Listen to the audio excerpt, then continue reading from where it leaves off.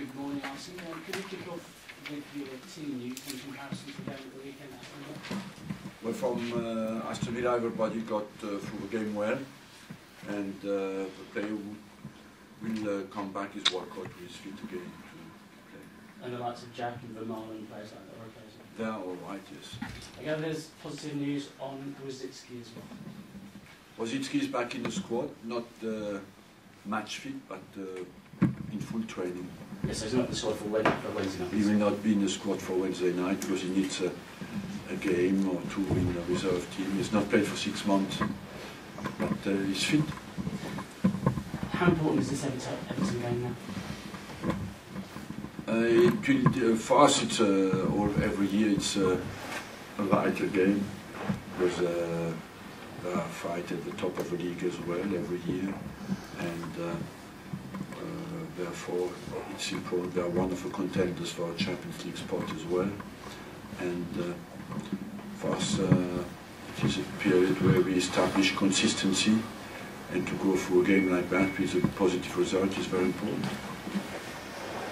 Jack Wilshere, obviously, he was rested on Saturday evening at Aston Villa. Will he have a chance of playing on against Everton? Do you feel you're ready to throw him in? Yes. And what about his contract? There's been some suggestions in the paper he's got 2.5 years left. But are you keen to try and time down a little bit quicker to avoid the situation with? He has 2.5 years left. That's quite a long time. And we, of course, want to build a team where we have a lot of young English players or British players like Gibbs, Chamberlain, Wiltshire. We have, of course, still the case of Walcott and Ramsey, and you want them all on long-term contracts. Talking of young players, you've also been linked strongly with Wilfried Zaha in the last month. He's an England international now. Is there interest there? We are looking at every player who could strengthen our squad, but he's not more on the list than anybody else.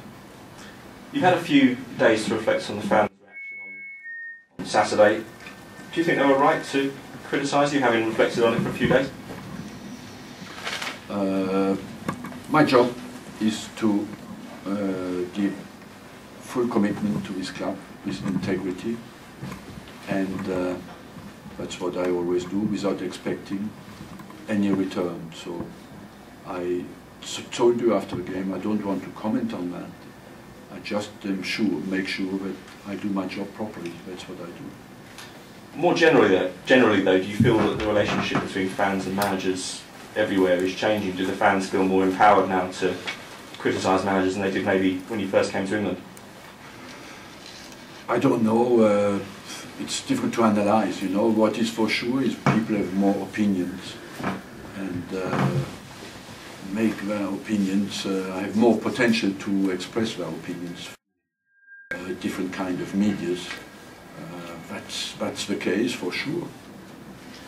Just turning our attention to Everton, they've actually done something they don't normally do, and that's start quite well. How serious are they as a rival for the top four? They are always serious, Everton, because they give anybody a game. I don't think that any big team in the league goes to Everton and think that it will be a walkout there. So they have always been serious.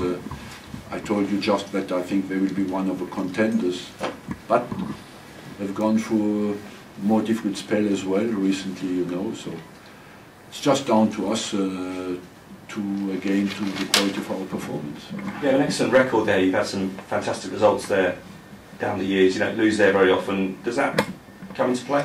I would like to remind you that we never lose often in any year. Of the 16 years I have been here.